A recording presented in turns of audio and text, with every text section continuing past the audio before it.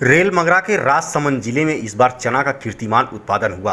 राजसमंद व रेलमंगरा तहसील में ही लगभग 1200 मीट्रिक टन चना होने का अनुमान है। इन दोनों तहसीलों में 7 खरीद केंद्र बनाए गए हैं, किंतु कई केंद्रों पर तो चना का एक दाना भी नहीं खरीदा गया।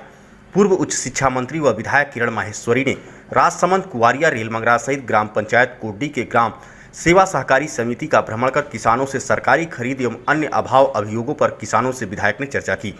किसानों ने बताया कि कम पानी की आवश्यकता होने के कारण क्षेत्र में चना एक मुख्य फसल है। इस बार चने की अच्छी उपज हुई है, किंतु सरकार खरीदी नहीं कर रही है। सरकारी खरीद के लिए पंजीयन सेवा भी बंद हो गई है। किरण माहेश्वरी ने राजफेड के क्षेत्रीय एवं उच्च अधिकारियों से वार्ता की तो स्पष्ट हुआ कि क्षेत्र में 250 टन खरीदी का ही लक्ष्य है और अभी तक 150 टन खरीदी हो चुकी है। शेष 100 टन का भी पंजीयन किया जा चुका है, इसलिए खरीदी बंद कर दी गई है। गेहूं में भी 25% उत्पादन की ही खरीदी की जा रही है। किरण माहेश्वरी ने मुख्यमंत्री को पत्र लिखकर चना व गेहूं की खरीदी सीमा का वास्तविक उत्पादन के आधार पर पुनः निर्धारण करने की मांग की है। देखिए, कोटड़ी सहकारी समिति के यहाँ पर जो इनका चना है यहाँ के किसानों का, वो बिल्कुल भी नहीं खरीदा जा रहा है।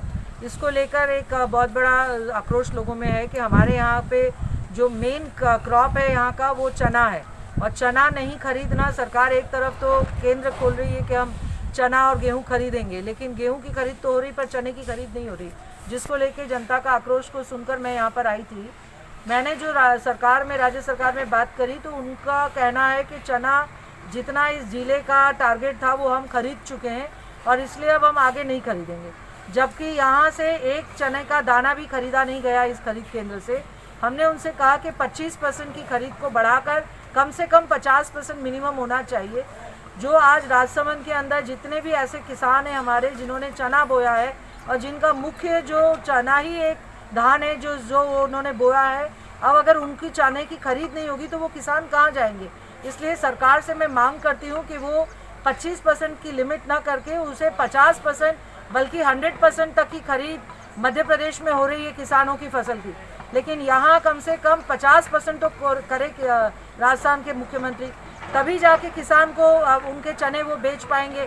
अन्यथा हमारे यहाँ पर जो 250 मैट्रिक टन खरीदना है वो उनका कहना है वो टारगेट पूरा हो गया और सारे किसान रह गए ऐसे ही जिनका बिल्कुल भी चना नहीं खरीदा गया।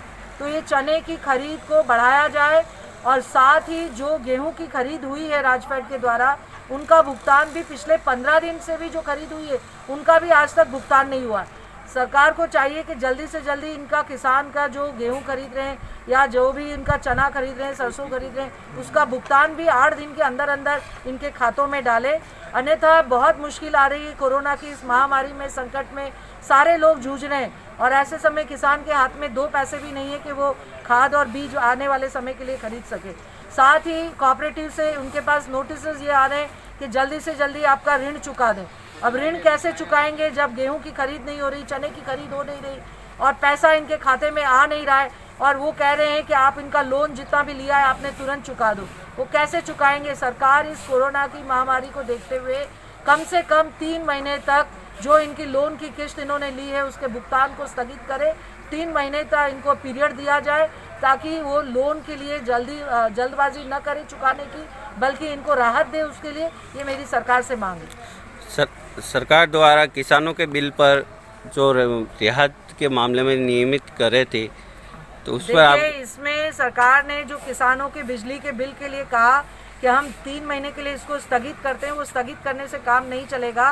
किसान अभी बहुत संकट में है और ऐसे संकट के समय में उनके किसानों के बिल को और उद्योगों के बिल को माफ़ कर देना चाहिए, स्थगित नहीं करना चाहिए, बल्कि किसान के बिजली के बिल माफ़ करना चाहिए। यही जनता सारी चाहती है और अगर राजस्थान की सरकार किसानों के हित में सोचती है तो तुरंत प्रभाव से ये ऑर्डर निकाले कि किसानों के और उद्योगों के बिलों को वो माफ़ करे। इस महामारी में अपने राजसमंद से बाहरी प्रवासी बाहर फंसे हुए हैं, तो उसके संदर्भ में अभी तक हमारे प्रवासी जो बाहर फंसे हुए हैं उसके लिए हमने माननीय मुख्यमंत्री जी से निवेदन किया था कि इनको जल्द से जल्द लाया जाए।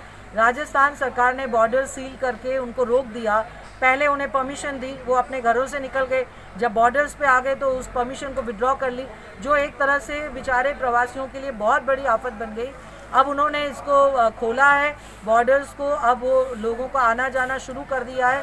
उसके लिए मैं उन्हें धन्यवाद दूंगी कि कम से कम अब उन्होंने बॉर्डर्स को खोला है।